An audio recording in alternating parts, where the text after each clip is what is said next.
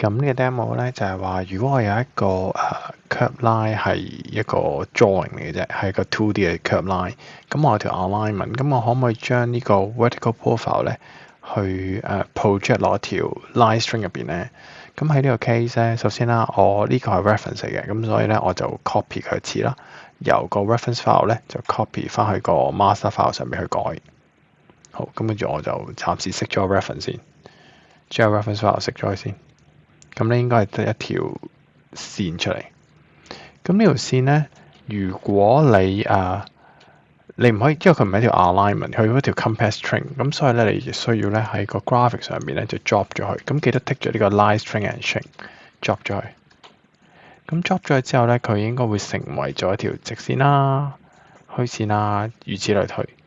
咁嘅時候咧，我哋將佢變翻做一個 geometry。咁我就喺呢度啦，揀個 geometry 叫 geometry by elements， 揀 automatic 啦。如果係拎埋一齊，跟住我俾翻個 feature definition 去，咁 lock 住一個可能叫 wall curve back， 咁我就叫做CI 007咁咯。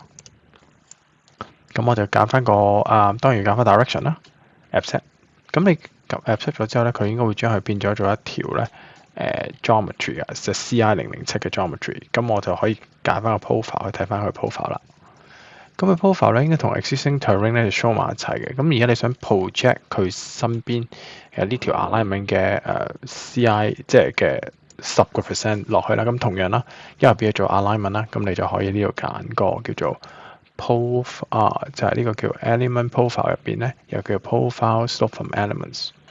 咁跟住咧，你都係揀翻個啱啱轉出嚟呢個 CI 007啦 ，right click， 然後揀翻 reference file，abset 翻-10嘅slope， 跟住咧你就發覺咧就會變咗呢條 alignment 出嚟㗎啦。咁 make sure 咧佢係 active 嘅，